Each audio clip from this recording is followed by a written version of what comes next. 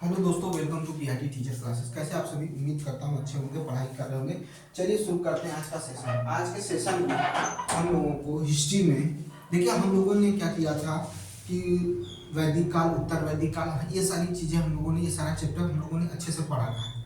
ठीक है, अब हम उसके बाद महाजनपद, क्योंकि हमने बताया था कि जो कुल था, फिर ग्राम, ग्राम से फिर क्या बना, विश्व बना, विश्व से विश्व जो बना, उसके बाद गण बना। इसी तरह से क्या हुआ, जन चला, जन के बाद क्या हुआ, जनपद में बदलने लगा। फिर जनपद क्या हो गया, फिर महाजनपद में चेंज हुआ। क्यों?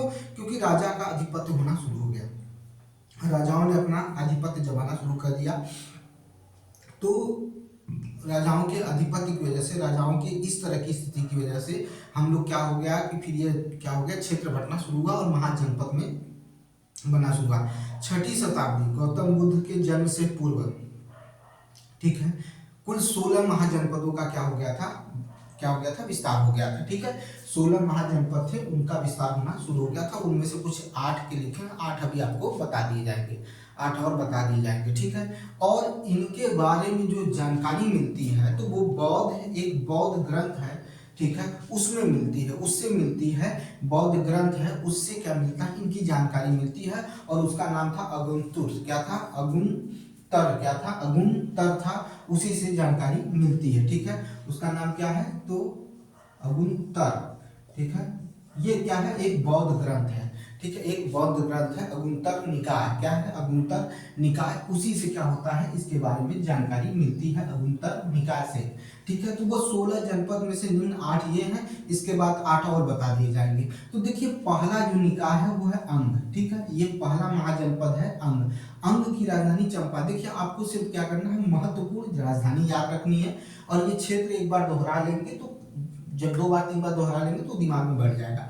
तो अंग की राजधानी क्या थी, तो चंपा थी। अंग की राजधानी क्या थी, तो चंपा थी। और चंपा के क्षेत्र में, चंपा जो थी अंग की राजधानी थी, और जो अंग में जो क्षेत्र आते थे वो कौन कौन से आते थे, तो भागलपुर आता था और मुंगेर आता था। बिहार के क्षेत्र में भागलपुर और मुंगेर जो थे वो 2 क्षेत्र आते थे। बिहार में जो 2 महाजनपद आते थे, बिहार में 2 महाजनपद आते थे, एक अंग आता था और एक मगध आता था। अंग की राजधानी चंपा थी, इसमें भागलपुर और बिहार का क्षेत्र आता था। और मगध की राजधानी क्या थी, गिरिब्रज थी और राजगिरी, जिसे गिरिब्रज या राजगिरी कह सकते हैं। मगध में भी 2 क्षेत्र आते थे, पटना आता था और गया आता था, गया के बाद पटना ही पड़ता है, तो इस तरह से याद कर सकते हैं।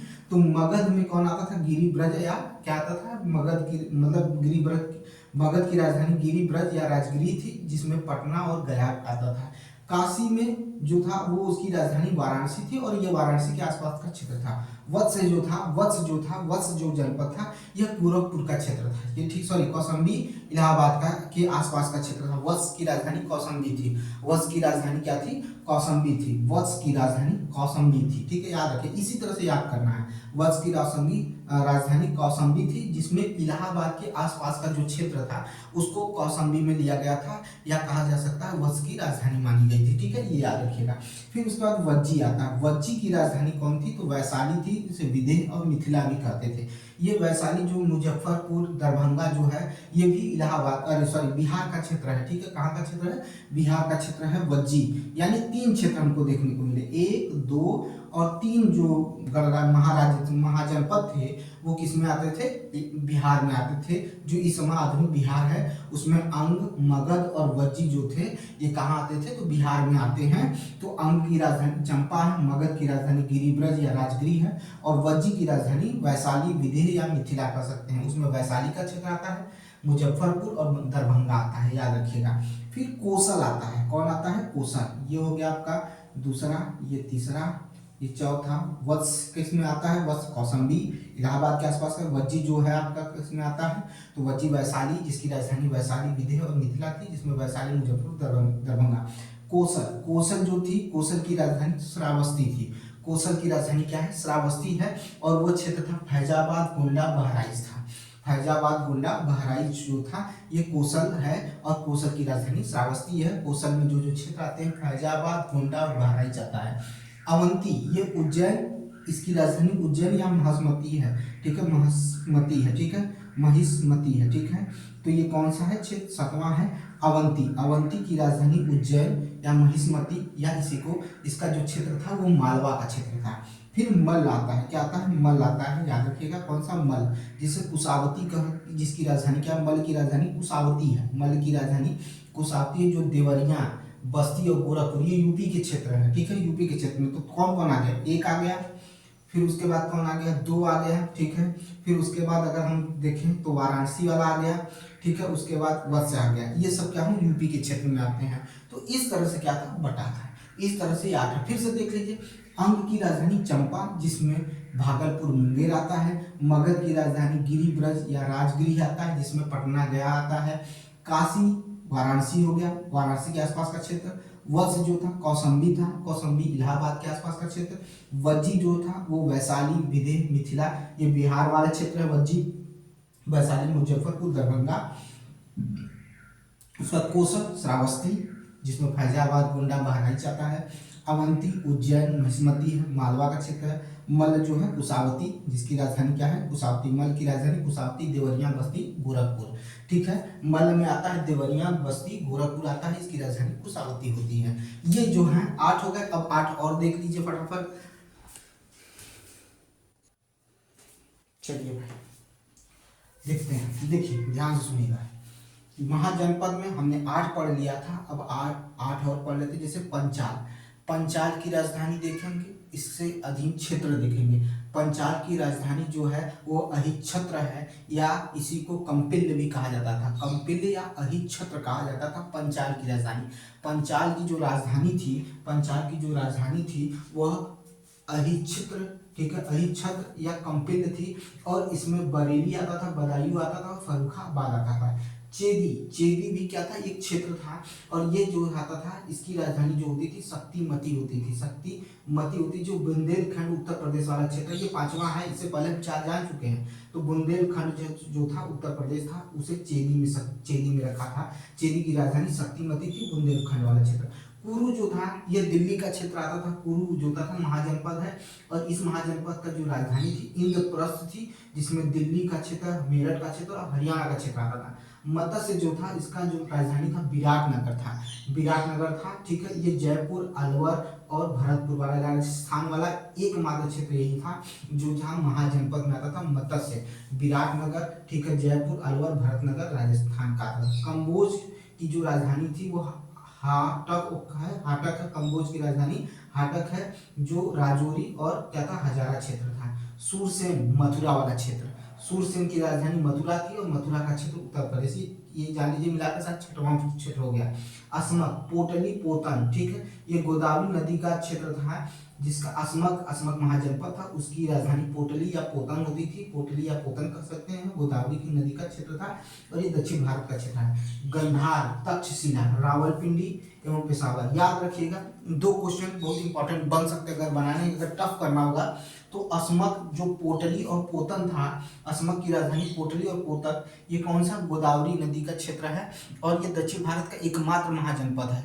उसी में गंधार जो था, गंधार की राजधानी तक्षशिला थी, ये पाकिस्तान में पड़ता था, पेशावर और रावलपिंडी। यहाँ से भी क्वेश्चन आ सकते हैं, पूछ सकता है कि सबसे अधिक कहाँ महाजनपदों की संख्या सबसे अधिक किसमें थी, तो यूपी में थी, याद रखिएगा, ठीक है, यूपी में सबसे अधिक थी। इस तरह से आप समझने की कोशिश करिए, क्वेश्चन कहाँ से बनेंगे, अपने दिमाग को लगाइए, अपने आप को सोचिए कि हम क्या कर सकते हैं, ठीक है। तो इस तरह से जब पढ़ेंगे तभी क्वेश्चन को कर पाएंगे, नहीं तो अन्यथा क्वेश्चन फंसेंगे। आप कितना भी पढ़ेंगे लेकिन क्वेश्चन फंसेंगे। देखिए क्वेश्चन को समझने की कोशिश करिए, जैसे पंचाल, फिर से सुनिएगा, पंचाल की राजधानी अहिच्छत्र या कंपिल्य थी, ठीक है, इसमें जो क्षेत्र आते थे बदायूं, बरेली, फर्रुखाबाद।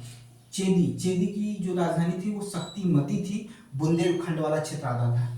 कुरु, कुरु जो था इंद्रप्रस्थ था, ठीक है, कुरु का राजधानी इंद्रप्रस्थ थी, और उसमें दिल्ली, मेरठ, हरियाणा वाला क्षेत्र आता था, ठीक है। मत्स्य, विराटनगर, मत्स्य की राजधानी विराटनगर, जयपुर, अलवर और भरतपुर राजस्थान। कंबोज, हाटक, ठीक है, राजौरी और हजारा क्षेत्र, ठीक है। सूरसेन, मथुरा, मथुरा वाला क्षेत्र आ गया।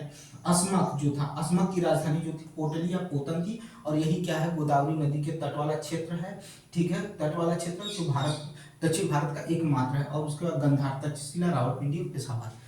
इस तरह से पढ़िए कि क्वेश्चन हमारा फंसे, क्वेश्चन हमारा आए, ऐसा न पढ़िए कि आपका क्वेश्चन ही न बने, ऐसा नहीं पढ़ना है। हमें इस तरह से पढ़ लेना है कि हमारा क्वेश्चन कहीं ना कहीं हमें क्वेश्चन मिल जाए, देखने को मिल जाए। हमारी जो तैयारी हो इस तरह से हो, स्मार्ट तैयारी करिए, चीज़ों को इस तरह से पढ़िए डिवाइड करके कि चीज़ें फंसें, ठीक है। तो ये चीज़ हो गई। अब हम पढ़ेंगे आगे चलकर इसी में। अब इसके आगे इसमें इससे ज़्यादा कुछ नहीं है, ना बहुत ज़्यादा जानने की ज़रूरत है, न तो कुछ करने की। हाँ, इससे जो रिलेटेड क्वेश्चन होंगे, उस क्वेश्चन में जो टॉपिक दिया गया था हम उसको बता देंगे, ठीक है, उसको हम बता देंगे। लेकिन आज पहले जो पढ़ा रहे हैं उसको पढ़ते चले जाइए, ठीक है। आपकी मर्जी। मैंने आपको वीडियो, मैंने कहा ना इस वीडियो का टाइमिंग जो है 8 बजे है, और देख रहा हूँ नहीं तो जल्दी ही करूँगा, 7:30 बजे इसका कर दूंगा टाइमिंग, देख रहा हूँ, नहीं तो इसकी टाइमिंग 7 बजे आपको देखने को मिलेगी। चलिए 7 ही बजे कर देते हैं, क्या। अब से इसकी वीडियो जो होगी आपको, जो हिस्ट्री की वीडियो जो होगी वो कब मिलेगी, तो 7 PM पर मिलेगी, ठीक है, 7 PM पर मिलेगी, ठीक है। चलिए कोशिश करते हैं 7 PM पर आपको दे दे, ठीक है। तो इस जो ये वीडियो मिलेगी 7 PM पर आपको देखने को मिल जाएगी, हमेशा प्रयास यही रहेगा। चलिए ठीक है, चलते हैं आगे, कोशिश करते हैं। चलिए अब हम पढ़ेंगे, अब शुरू करने चल रहे हैं। शुरुआत में जैन धर्म पढ़ेंगे, उसके बाद बौद्ध धर्म पढ़ेंगे, सभी का नंबर लगेगा और सबको अच्छे से हमें पढ़ना है, ठीक है। तो चलिए शुरू करते हैं, चलिए शुरू करते हैं जैन धर्म। और कोशिश रहेगी कि जैन धर्म आज खत्म हो जाए।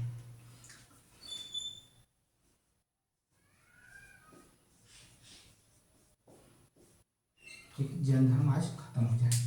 जैन धर्म,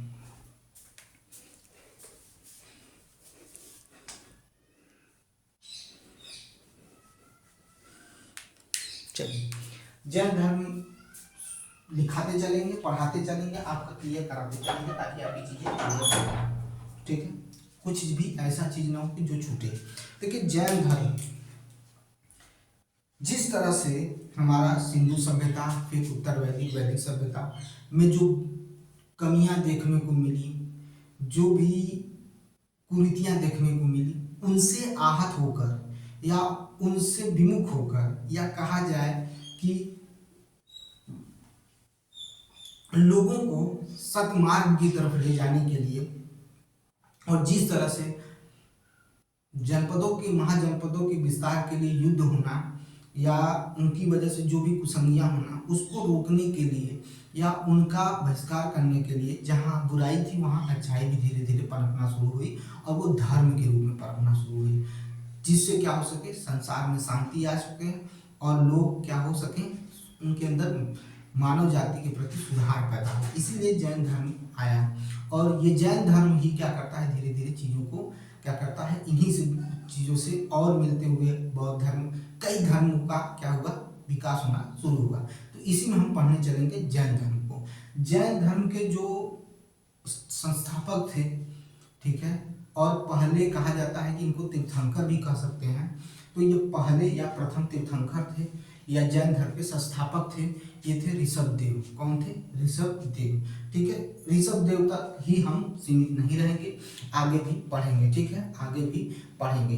कल्पसूत्र जो है इस जैन धर्म का पवित्र ग्रंथ माना गया, या महत्वपूर्ण ग्रंथ माना गया है, या सर्वाधिक उपयोगी या लोकप्रिय ग्रंथ माना गया है, ठीक है। इसी जैन ग्रंथ में, अरे कल्पसूत्र में, या इसी जैन ग्रंथ में 24 तीर्थंकरों के जीवन का जन्म होना और जन्म के बाद मृत्यु का निर्वाण के बारे में क्या हुआ, विस्तार से विवरण दिया हुआ है। किसमें, एक खंड में, ठीक है, एक खंड में, एक भाग में भी कह सकते हैं, ठीक है, कह सकते हैं। और ये भी बताया गया कि जीवन की 5 प्रमुख अवस्थाएं होती हैं, इसी कल्पसूत्र में बताया गया। पहला बताया गया गर्भाधान, दूसरा बताया गया जन्म, तीसरा गृह त्याग बताया गया, चौथा बताया गया ज्ञान प्राप्ति, और पांचवा बताया गया क्या, आपका पांचवा क्या है, लास्ट क्या है, तो प्रथम उपदेश। क्या था, प्रथम उपदेश। ये इनके 5 क्या बताए गए, आपके जीवन के भाग बताए गए, जीवन की 5 अवस्थाओं के बारे में वर्णन हुआ। फिर से सुनिएगा, जैन धर्म का संस्थापक और प्रथम तीर्थंकर कौन थे, तो ऋषभदेव थे। कौन थे, ऋषभदेव थे। जैन धर्म का पवित्र ग्रंथ, ठीक है, अभी पता चलेगा कि कल्पसूत्र किसने लिखा, जब उसका नाम आएगा तो हम डाल देंगे, ठीक है। उसे भी आप जानते हैं, क्योंकि दिगंबर स्वयंवर में से किसी एक के क्या हम संस्थापक हैं, जो बंटवारा हुआ था, ठीक है। स्थूलभद्र और भद्रबाहु दोनों के बारे में सुनेंगे। चलिएगा बताऊंगा दोनों में से कौन है।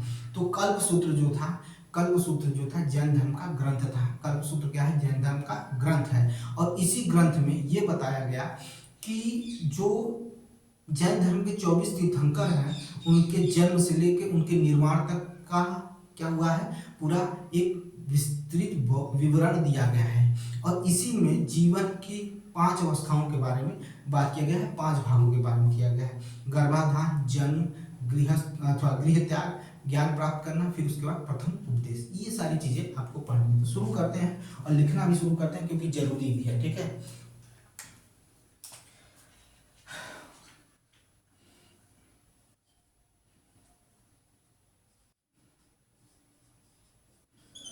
जैन धर्म के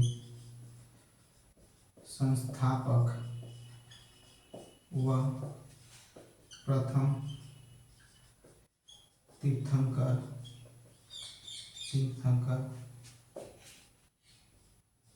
ऋषभ देव थे। ठीक है, कौन था? ऋषभ देव थे। ठीक है, जैन धर्म के संस्थापक और प्रथम तीर्थंकर ऋषभ देव थे। कौन थे? ऋषभ देव थे। याद रखिएगा, कौन था? ऋषभ देव थे। ठीक है,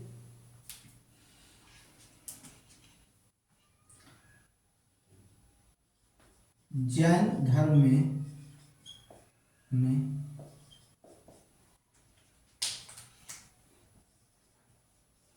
कल्प सूत्र, ठीक है, शायद कल्प सूत्र, ठीक है, कल्प सूत्र, ठीक है, कल्प सूत्र, ठीक है, जैन धर्म में कल्प सूत्र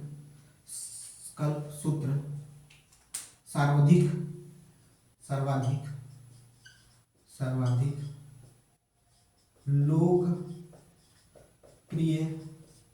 लोकप्रिय ग्रंथ है,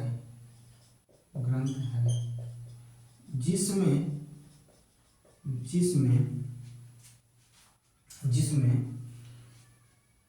जैन धर्म के 24 तीर्थंकरों के जन्म व निर्माण के बारे में विस्तृत वर्णन किया गया है। ठीक है, विस्तृत वर्णन किया गया है, निर्माण के बारे में विस्तृत वर्णन किया गया है। ठीक है, विस्तृत वर्णन किया गया है। ठीक है, किसके बारे में? तो जन्म और निर्माण के बारे में विस्तृत वर्णन किया गया है 24 तीर्थंकरों के बारे में। इसी में जैन धर्म के अनुसार जीवन के 5 अवस्थाओं का वर्णन है। 5 अवस्थाओं का वर्णन है।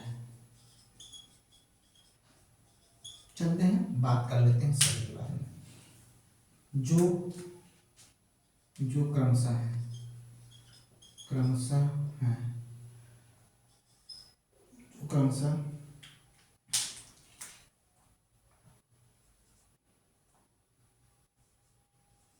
गर्भधान,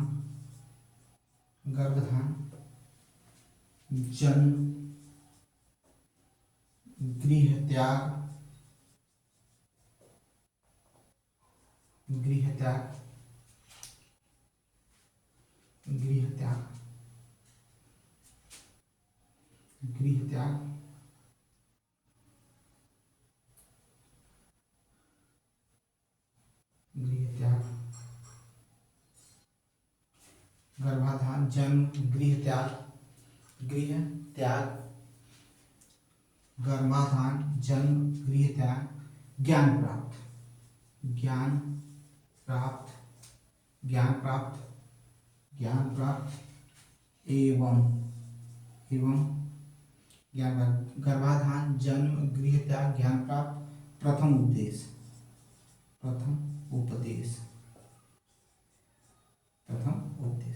ये 5 क्या है, इसके जीवन के अवस्थाओं के बारे में क्या हुआ था, जैन धर्म में बताया गया था। और ये इसके बारे में क्या हुई थी, चर्चा हुई थी। इसके बारे में क्या हुई थी, चर्चा हुई थी। ठीक है, याद रखिएगा, इसके बारे में चर्चा हुई थी। ठीक है, देख लीजिए ध्यान से। ठीक है, देख लीजिए, तब आगे हम लोग आगे बढ़ेंगे। ठीक है, आगे की तरफ बढ़ेंगे। ठीक है, आगे की तरफ बढ़ेंगे। अभी बहुत कुछ बाकी है, अभी तो शुरुआत हुआ है भाई, अभी तो शुरुआत हुआ है। ठीक है, देख लीजिए। ठीक है, चलिए, ये हो गया। जैन धर्म के संस्थापक व प्रथम तीर्थंकर ऋषभदेव थे। जैन धर्म में कल्पसूत्र सर्वाधिक लोकप्रिय ग्रंथ था। जैन धर्म में 24 तीर्थंकर थे। जैन धर्म में 24 तीर्थंकर, जैन धर्म में 24 तीर्थंकरों के जन्म व निर्माण के बारे में विस्तृत जानकारी वर्णन किया गया है, बारे में। इसी जैन धर्म में के अनुसार जीवन 5 अवस्थाओं में, जीवन का 5 अवस्थाओं का वर्णन किया गया है। ठीक है, चलिए ठीक है। इसी जैन धर्म के अनुसार जीवन के 5 अवस्थाओं का वर्णन है। जीवन के 5 अवस्थाओं का वर्णन है। 5 अवस्थाओं का वर्णन है, जो क्रमशः गर्भाधान, ठीक है, गर्भधान, जन्म, गृह त्याग, ज्ञान प्राप्त और प्रथम उपदेश। याद रखिएगा। चले आगे चलते हैं। चलिए आगे चलते हैं।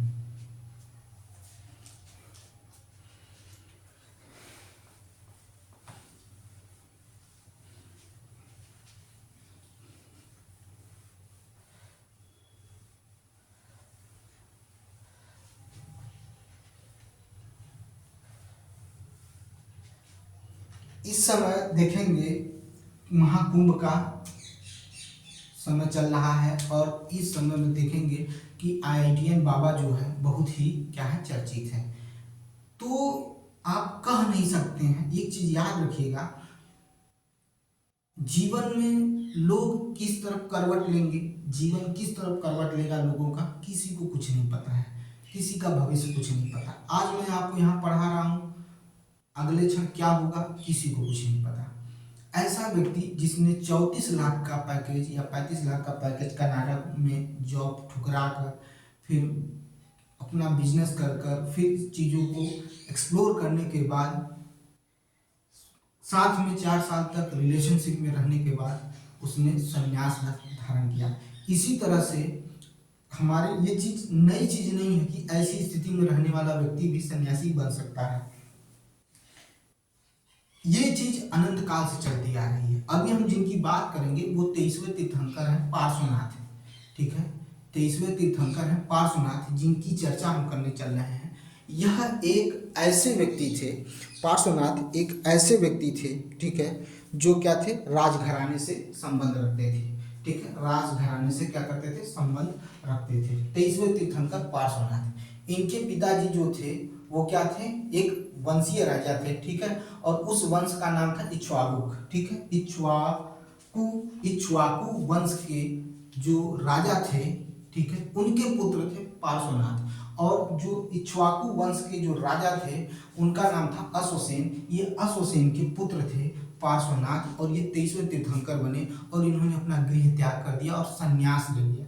संन्यास लेने के बाद क्या हो गए, 23वें तीर्थंकर बन गए, 23वें तीर्थंकर बन गए। ठीक है, तो ये चीज आप ये देखिए कि इससे आप ये मत सोचिएगा कि कोई बहुत ही ऐसा व्यक्ति ही बनेगा, नहीं। आप किसी भी अवस्था में आपका मोह भंग हो सकता है इस गृहस्थ जीवन से, क्योंकि जैसे जैसे आप आगे बढ़ते जाएंगे समाज आपको दिखता चला जाएगा, आप समाज में सारी चीज़ों को देखते चले जाएंगे। ठीक है, एक चीज़ याद रखिएगा, समाज में आप हर चीज़ को देखते हुए चले जाएंगे।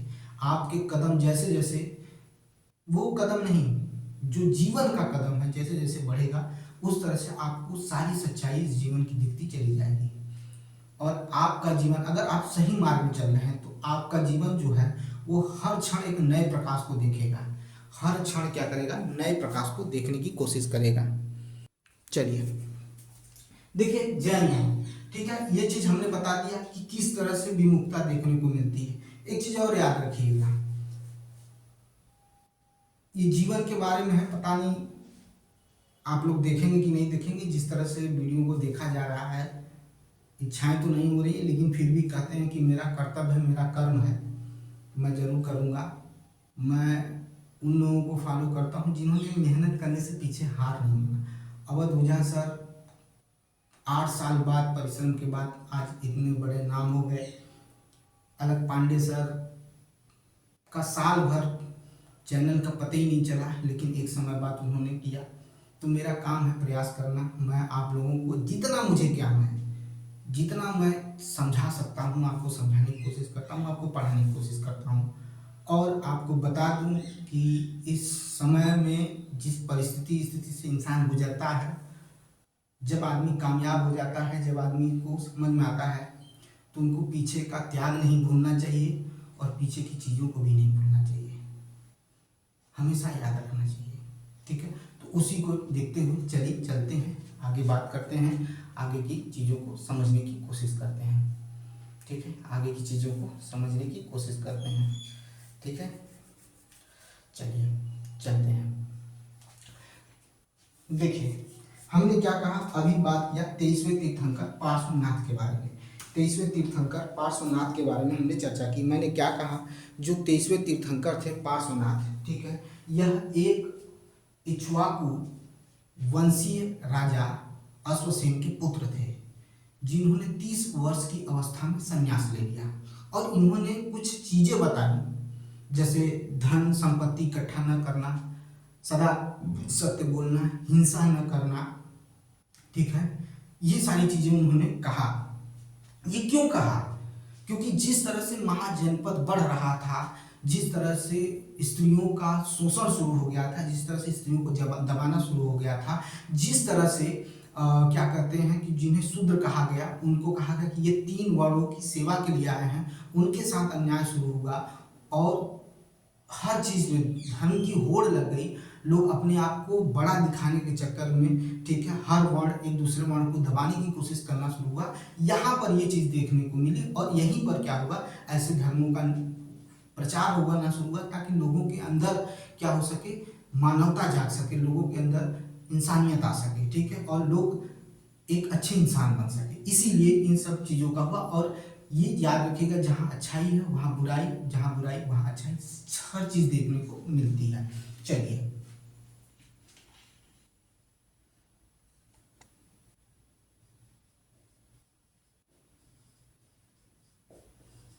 जैन धर्म के 23वें तीर्थंकर, जैन धर्म के 23वें तीर्थंकर, जैन धर्म के 23वें तीर्थंकर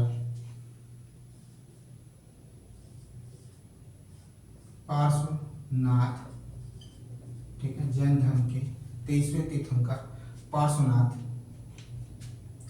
पार्श्वनाथ का जन्म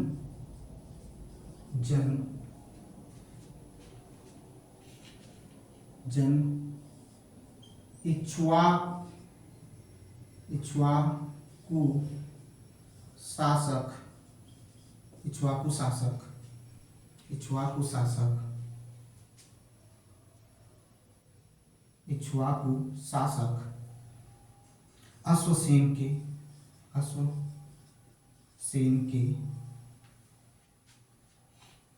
अश्वसेन के घर हुआ।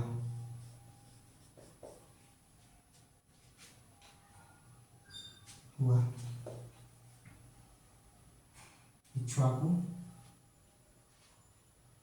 घर हुआ, इक्ष्वाकु शासक अश्वसेन के घर हुआ। ठीक है, ये चीज समझ में आई बात। अब आगे देखिए, 30 वर्ष की अवस्था में इन्होंने 30 वर्ष की अवस्था में 30 वर्ष की अवस्था में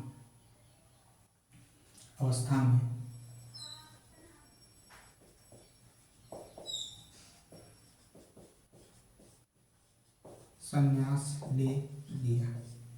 ठीक है, संन्यास ले लिया। 30 वर्ष की अवस्था में संन्यास ले लिया। ठीक है, 30 वर्ष की अवस्था में क्या कर लिया था, संन्यास ले लिया था। ठीक है, अब समझिएगा चीजें क्या होती हैं। जैसे हिंसा न करना, सत्य बोलना, यानी सदा सत्य बोलना, हिंसा न करना, चोरी न करना और संपत्ति न रखनी जैसे उपदेश दिए थे। इन्होंने इन्होंने इन्होंने हिंसा न करना,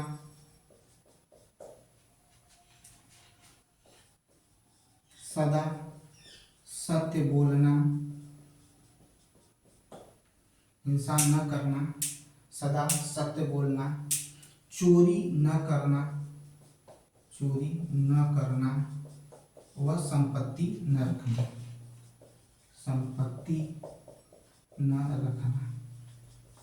ठीक है, न रखना, संपत्ति न रखना। ठीक है, ये सारी चीजें उन्होंने किया था। ठीक है, अब इनके बाद जो आते हैं वो भी अपने में अलौकिक थे, वो भी एक अलग ही इंसान थे और इन्होंने भी बहुत ज़्यादा जैन धर्म में परिवर्तन दिखाया और बहुत ज़्यादा चीज़ें की, जिससे जैन धर्म में काफ़ी सारी चीज़ों का विवरण मिलता है, काफ़ी सारे विस्तार होने को देखने को मिलते हैं। याद रखिएगा, अगर हम बात करें कि जब एरोप्लेन को उड़ना होता है ना, जब ऊंचाई छूनी होती है तो उसको रनवे बड़ी तेजी से दौड़ना होता है। ठीक है, और उसको चलाने वाला जो पायलट होता है इतना कुशल होता है कि जब उसको उस क्षण पर, या कहा जाता है उस पॉइंट पर उठाने की कोशिश करता है, जब उसको लगता है कि नहीं, हम हमारे जो प्लेन है एकदम क्या है, तैयार है, उसी तरह से अपने आप को इतना माजिए कि जब आपकी उड़ान उठे ना तो इतनी ऊंची उठे कि लोगों को जब आपकी ऊंचाई देखने की कोशिश करनी हो तो उनकी आंखें चौंधी आ जाए। ठीक है, तो इस तरह से मेहनत करिए, इस तरह से लड़ाई लड़िए। ठीक है, जो छूट गया सो छूट गया, जो गया सो गया। आप अपनी लड़ाई इस हिसाब से लड़िए कि कभी भी इंसान अगर वो कभी आपके सामने आए तो उसे भी लगे कि यार किसको छोड़ दिया। ठीक है, तो इस तरह की लड़ाई लड़िए। ठीक है, 2 मिनट रुकिए, लाइट आ जाती है।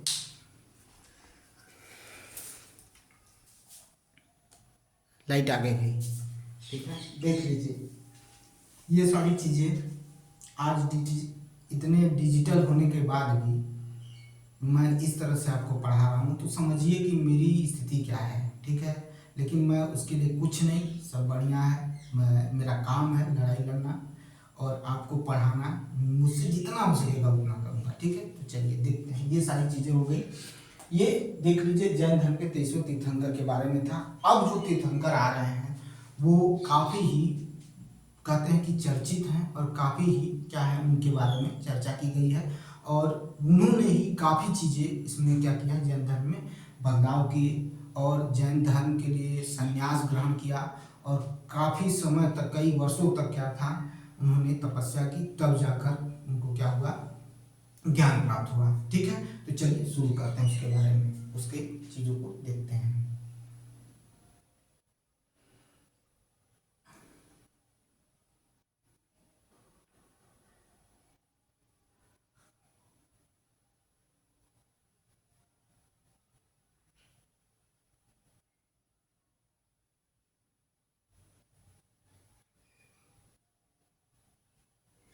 ठीक है, चलिए। महावीर स्वामी जैन धर्म के 24वें तीर्थंकर हुए। ठीक है, महावीर स्वामी जो थे जैन धर्म के चौथे तीर्थंकर हुए। इनके जो पिता थे, ये क्या थे, इनके जो पिता थे, कहा जाता था कि यह कुंडग्राम, ठीक है, कुंडग्राम में, ठीक है, या ज्ञात्रिक, ठीक है, ज्ञात्रिक कुल के क्या थे, सरदार थे, ज्ञात्रिक कुल के क्या थे, सरदार थे। और इनकी माता जो थी, ठीक है, माता जो थी वो त्रिशला जो थी, ठीक है, त्रिशला जो थी, इनकी माता का नाम था। यह लिच्छवी के जो राजा थे उनकी बहन थी, और लिच्छवी के राजा कौन थे, तो चेटक, चेटक की बहन जो थी इनकी माता हुई त्रिशला। और इनके पिता जो थे वो कुंडग्राम, ठीक है, कुंडग्राम में या यात्रिक कुल के क्या थे, सरदार थे। इनके पिता का नाम सिद्धार्थ था और महावीर स्वामी का जन्म 510 बीसी में हुआ था, यानी 510 ईसा पूर्व में हुआ था। 510 ईसा पूर्व में महावीर स्वामी का जन्म हुआ वैशाली के, ठीक है, वैशाली में जो कुंडग्राम था, ठीक है, कुंडग्राम वैशाली में हुआ था, ठीक है। इनके पिता का नाम सिद्धार्थ था, जो ज्ञात्रुक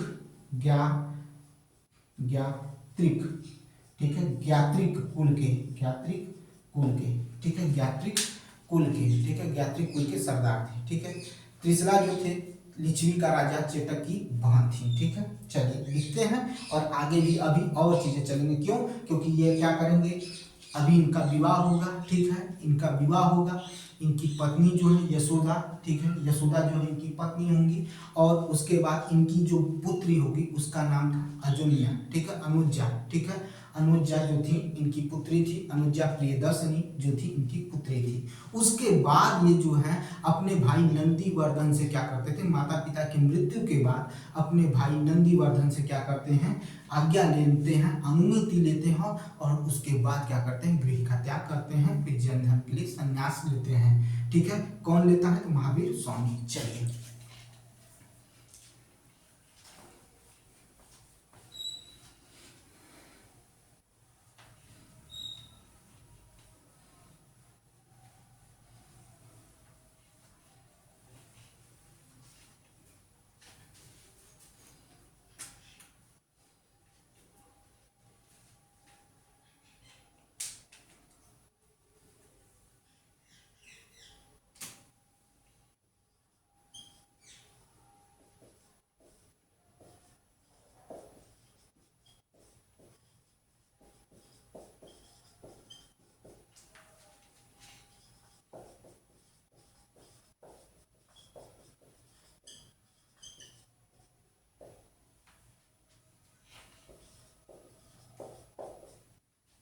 चौबीसवें तीर्थंकर बने महावीर स्वामी, जैन धर्म के 24वें तीर्थंकर बने, ठीक है, 24वें तीर्थंकर बने, और अंतिम तीर्थंकर भी यही थे, ठीक है, अंतिम तीर्थंकर भी यही थे। कौन, महावीर स्वामी थे, ठीक है, महावीर स्वामी था, ठीक है, महावीर स्वामी थे। महावीर स्वामी का जन्म 510 ईसा पूर्व, ठीक है, ईसा पूर्व, या ऐसे ही लिख लीजिए ईसा पूर्व, या इसको हटाइए बीसी लिखिए सीधे, 510 बीसी में कुंडग्राम वैशाली, कुंडग्राम वैशाली, ठीक है। महावीर क्या लिख दिए भाई, उल्टा लिख दे रहे हैं।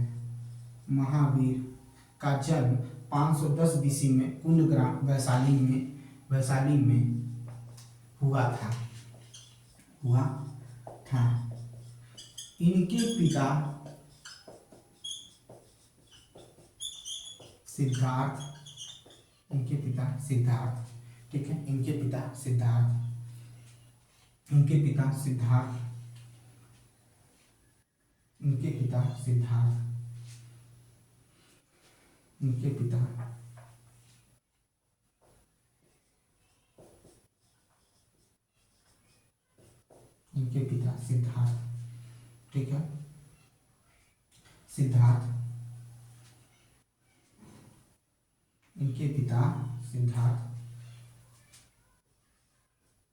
ज्ञात्रिक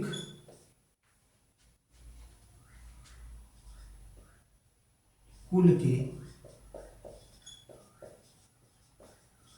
सरदार थे, इनके पिता सिद्धार्थ ज्ञात्रिक कुल के सरदार थे, ठीक है, ज्ञात्रिक कुल के सरदार थे, ठीक है, ज्ञात्रिक कुल के सरदार थे, ठीक है। जबकि माता यहां से लिखिए, तथा माता त्रिशला,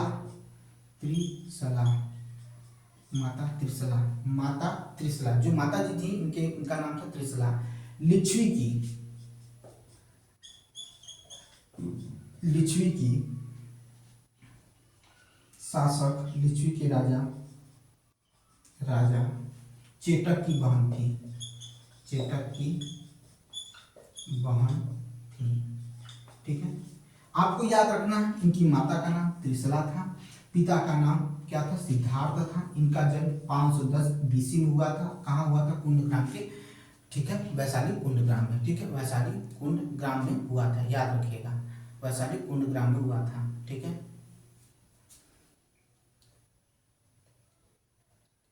ठीक है, वैशाली कुंडग्राम में हुआ था। ठीक है, याद रहेगा भाई, वैशाली कुंडग्राम में हुआ था।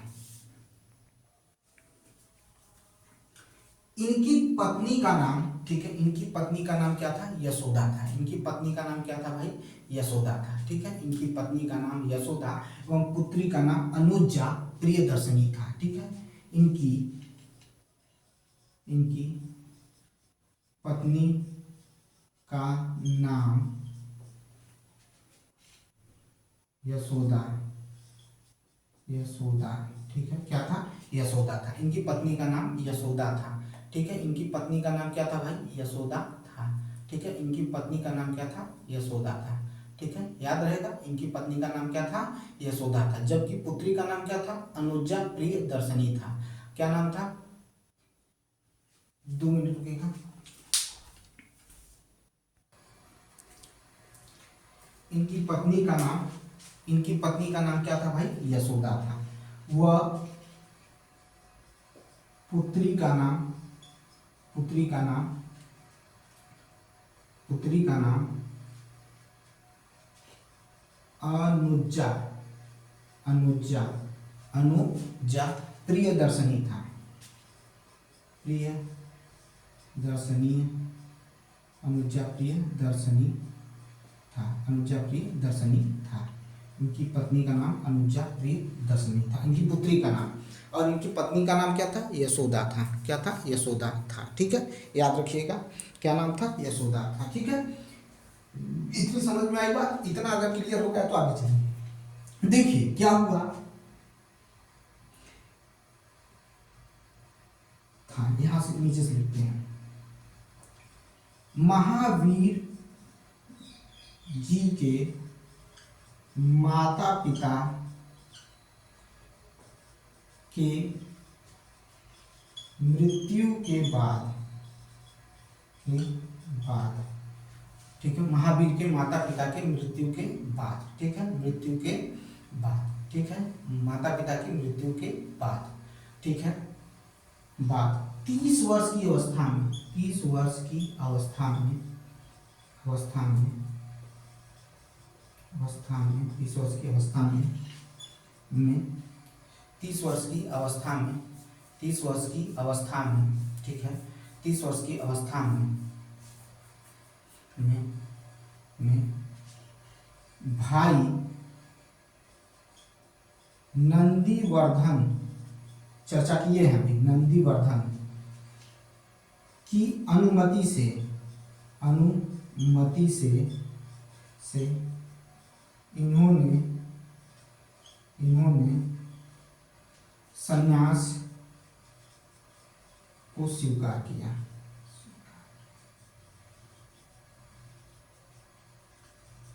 ठीक है, संन्यास को स्वीकार किया। ठीक है, क्या किया था, संन्यास को स्वीकार किया था, नंदीवर्धन संन्यास को स्वीकारा था। ठीक है, याद रखिएगा। अच्छा, इनके बचपन का नाम, इनके बचपन का नाम भी याद रखिएगा, बहुत पूछता है, यहां लिख देता हूं, तथा इनके बचपन का नाम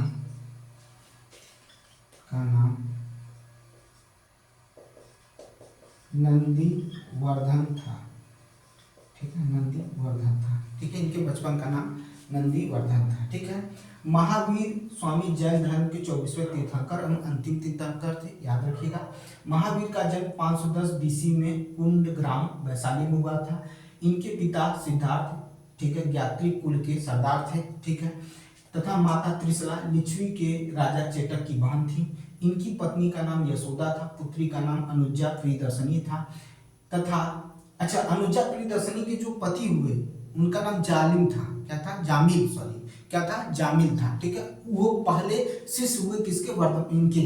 ठीक है, महावीर स्वामी के पहले शिष्य कौन हुए, जामिल हुए। ठीक है, याद रखिएगा।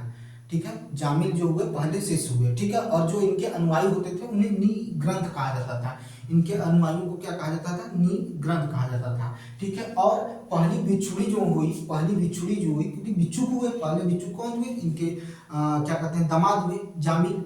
और जो अनुयायी होते थे उन्हें निग्रंथ कहते थे। जो पहली बिछुड़ी थी वो चंपा थी, ठीक है। लेकिन बिछुड़ियों के जो क्या कहती थी, बिछुड़ियों का जो मार्गदर्शन करती थी, या कहा जाता है कि जो हेड थी वो कोई और था, ठीक है। याद रखिएगा, चंपा नहीं थी, लेकिन ये पहली क्या थी, प्रथम जय बिछुड़ी थी, ठीक है, जो दधिवाहन की पुत्री थी, ठीक है। चंपा जो थी दधिवाहन की क्या थी, पुत्री थी, ठीक है, याद रखिएगा। चलिए आगे चलते हैं। तो ये सारी चीजें समझ लीजिएगा। और वर्धमान था, ठीक है, पत्नी का नाम यशोदा, पुत्री का नाम अनुजा प्रियदर्शनी था, तथा इनके बचपन का नाम सॉरी क्या लिख दिया यार, वर्धमान, दिमाग में चलता रहता है, वर्धमान, सॉरी इसीलिए दोहरा देते हैं कि भाई देख लें, गलत तो नहीं लिखा रहा है, वर्धमान, ठीक है, याद रखिएगा, वर्धमान था। महावीर जी के माता पिता, ठीक है, महावीर जी के माता पिता के मृत्यु के बाद 30 वर्ष की अवस्था में देखिए छूट जाते हैं भाई, अवस्था में भाई नंदीवर्धन की अनुमति से इन्होंने संन्यास स्वीकारा था, ठीक है। संन्यास क्या किया था, स्वीकार किया था, ये याद रखिएगा। ये चीज आपको रखना है, अपने दिमाग में भर के रखिए, ठीक है। चलिए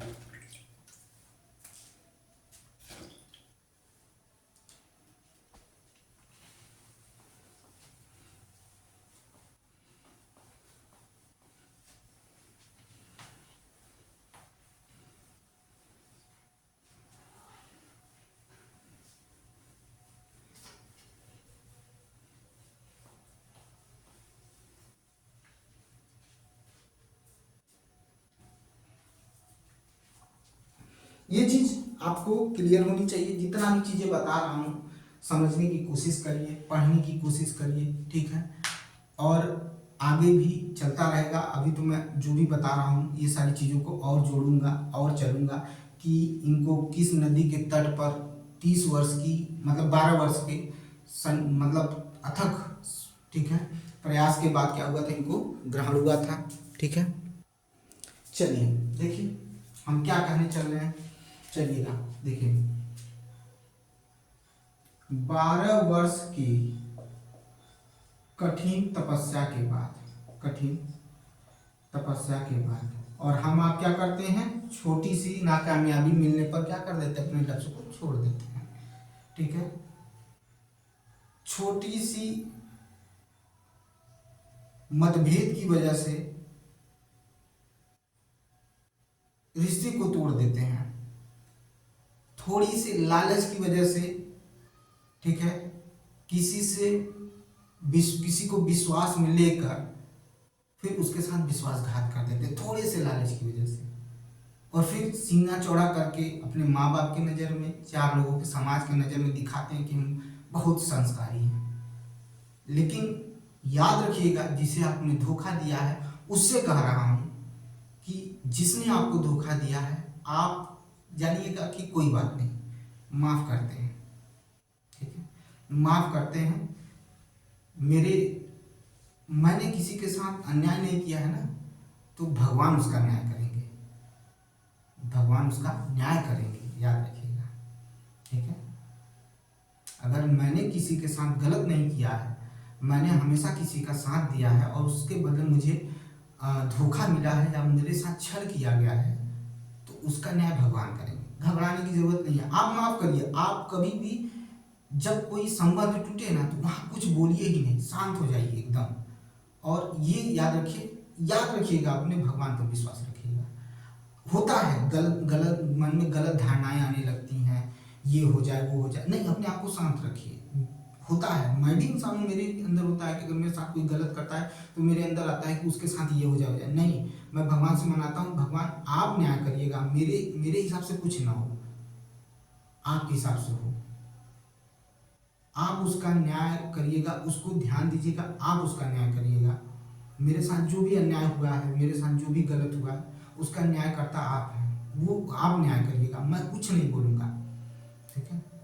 और कभी भी जब रिश्ता टूटने लगे ना तो याद रखिएगा, जिससे टूट रहा है उसको एक शब्द कटु वचन मत बोलिएगा, कोई भी अशब्द मत बोलिएगा, उसको छोड़ दीजिए कि इसका न्याय भगवान करेंगे। आप जब किसी के रिश्ते में रहते हैं तो किसी को अपना समझ के उसको कुछ बोल देते हैं तो वो इंसान उसको गलत तरीके से लेके अपने दिल में बैठा लेता है और सोचता है कि ये बहुत बदतमीज आदमी। नहीं, मुझे पता है कि बहुत लोगों को मैंने देखा है कि लोग इतना प्रेम की गहराई में घुसे रहते हैं कि इतना उससे अटूट संबंध बना लेते हैं कि अगर वो कुछ गलत करता है तो उसको समझाने में अपनी तरफ से कुछ अशब्द बोल देते हैं, कुछ गुस्से में बोल देते हैं, लेकिन वो पछताते भी हैं और उसके लिए क्षमा भी मांगते हैं, लेकिन जो अगला है उसको बहुत बुरा लग जाता है। ठीक है, तो ये चीज़ याद रखिए कि किसी को उतना समझाया भी नहीं जाता है, मत समझाया करिए। और अगर वो फिर भी नहीं समझ रहा, वो आपको विश्वासघात कर रहा है आपके साथ, आपको छोड़ के जाने दीजिए, कोई दिक्कत नहीं है। भगवान से मनाइएगा कि ठीक है भगवान, मैंने गलती की है ना, मुझसे भी कुछ गलतियां हुई हैं, तभी तो आज मुझे ये दिन देखना पड़ रहा है। लेकिन अगर मैंने किसी रिश्ते को बड़ी ईमानदारी से निभाया है तो इसका परिणाम आप तय करिएगा कि क्या करना है। ठीक है, बस यही याद रखिएगा। बाकी दिमाग में गलत चीज़ें आती हैं, बुरा सोचते हैं, लेकिन मत सोचा करिए या उसको अपने मन में ही रखा करिए, किसी बाहर मत लाइए। ठीक है, क्योंकि गलत चीज़ें हैं, भगवान पे छोड़ दीजिए, उसका न्याय भगवान करेंगे। चलिए आगे बढ़ते हैं। ठीक है, तो 12 वर्ष की कठिन तपस्या के बाद, ठीक है, 12 वर्ष की कठिन तपस्या के बाद जो है महावीर को, ठीक है, जंभिक के समीप ऋजुपालिका नदी, ठीक है, कह रहा है कि 12 वर्ष की कठिन तपस्या के बाद, ठीक है, के जंभिक के समीप, ठीक है, समीप ऋजुपालिका नदी, कौन सी नदी? तो ऋजुपालिका नदी। ठीक है, ऋजुपालिका नदी, ऋजुपालिका नदी,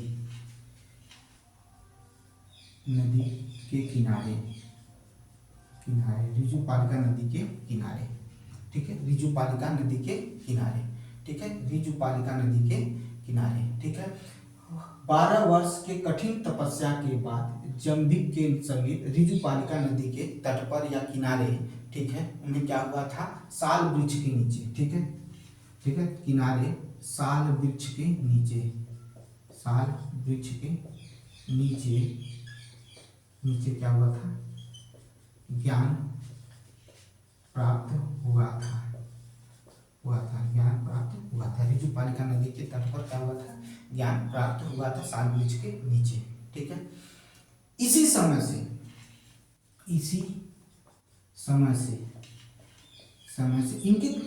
इनके कई नाम दिए गए और उस नाम के कई अपने अर्थ थे। उस नाम के कई क्या थे? कई नाम के उसके कई अर्थ थे। जैसे इसी समय से महावीर को, ठीक है, इसी समय से महावीर को जिन का मतलब होता है विजेता। सही बात है भाई, ये ऐसे महापुरुष थे। अरे यार, आप इस चीज को सोचिए कि लोग अपने घर परिवार, अपने माता पिता को, फिर एक ऐसी स्त्री जिससे आप प्रेम किया, जिससे शादी किए, जिसके साथ एक बच्चे को पैदा किए, उसको छोड़ना, फिर उसके बाद ऐसी दशा में जाना, ये अपने आप में बहुत ही कठिन चीज है। लेकिन उन्होंने क्या किया था? आप एक सिंपल सा एक छोटा सा कुत्ता पाल लेते हैं और अगर वो 4 साल के बाद आपसे छूटता है तो कितना दुख होता है। उन्होंने तो इतनी बड़ी तपस्या के लिए क्या कर दिया था? छोड़ा था। ठीक है, विजेता। ठीक है, उसके बाद अहरत, ठीक है, जिसे पूजनीय भी कहते हैं, पूजनीय, ठीक है, पूजनीय भी कहते हैं, ये भी कहा गया इन्हें। ठीक है, ठीक है, और क्या कहा गया? तो नी ग्रंथ भी कहा गया। ठीक है, ठीक है, ग्रंथ, ठीक है, यानी बंधनहीन, सही, बंधनहीन वो ही गए थे, बंधनहीन कहलाए।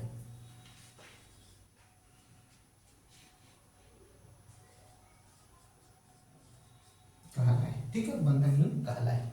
ठीक है, ठीक है, इनका एक क्या था? उत्तरायण सूत्र था। ठीक है, उत्तरायण सूत्र था, जिसमें क्या हुआ था? इनके जो भी शिक्षा थी उसका वर्णन किया गया उत्तरायण सूत्र में,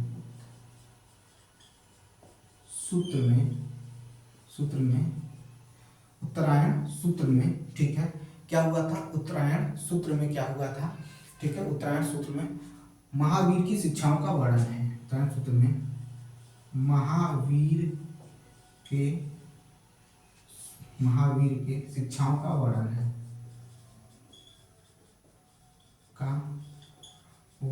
है, ठीक है। महावीर, उत्तरायण सूत्र में महावीर के शिक्षाओं का क्या किया गया था, वर्णन किया गया था। क्या किया गया था, वर्णन किया गया था, ठीक है, ठीक है। महावीर के जो अनुयायी थे उन्हें निग्रंथ कहा गया। महावीर के अनुयायियों को, महावीर के अनुयायियों को, ठीक है, अनुयायियों को निग्रंथ कहा गया, निग्रंथ कहा गया, ठीक है। महावीर के अनुयायियों को निग्रंथ कहा गया, ठीक है, समझ में आई बात। और क्या था, इनके जो पहले अनुयायी बने इनके दामाद थे, इनके पहले अनुयायी इनके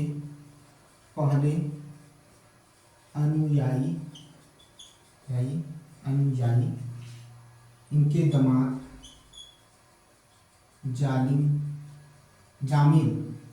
जालिम आ रहा है, जामिल थे, ठीक है, जामिल थे, ठीक है। इनकी पहली भिक्षुड़ी जो थी, ठीक है, इनकी पहली भिक्षुड़ी, ठीक है, जैन धर्म की प्रथम जैन भिक्षुड़ी जो थी नरेश दधिवाहन की पुत्री चंपा थी, ठीक है। प्रथम जैन भिक्षुड़ी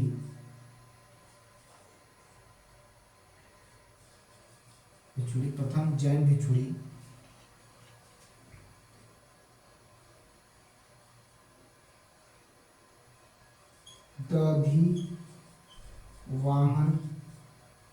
दधिवाहन, ठीक है, प्रथम जैन भिक्षुड़ी थी, ठीक है, दधिवाहन नरेश की पुत्री थी, नरेश की पुत्री चंपा थी, ठीक है, चंपा थी, याद रखिएगा। ये सारी चीजें इसमें दिया हुआ है, इस पर ये चर्चा करना था, इस पर हमने आपको बता दिया, सारी चीजें आपको समझा दी, ठीक है। इसको समझ के रखिएगा, इसको पढ़िए, समझिए, बार बार रिवाइज करिए। देखिए भाई, मैंने कहा कि मुझे बार बार चीज़ें बहुत बताने नहीं आती हैं, बनाने नहीं आती हैं। जो चीज़ें हैं सिर्फ मैं पढ़ाई की बात करता हूँ। अब आपकी मर्जी है, जितना ज़्यादा हो सके आप शेयर करिए, सब्सक्राइब करिए मेरा चैनल, उन बच्चों तक पहुँचाने की कोशिश करिए जो कोचिंग के ट्यूशन के पैसे नहीं दे सकते हैं या कोर्स नहीं खरीद सकते हैं, बैच नहीं कर सकते हैं, उनके लिए हेल्पफुल होगा, ठीक है। और अभी ये पढ़ा रहा हूँ, इसके बाद इसके क्वेश्चन भी आपको कराऊंगा, ठीक है। मिलते हैं नेक्स्ट वीडियो में, बहुत बहुत धन्यवाद।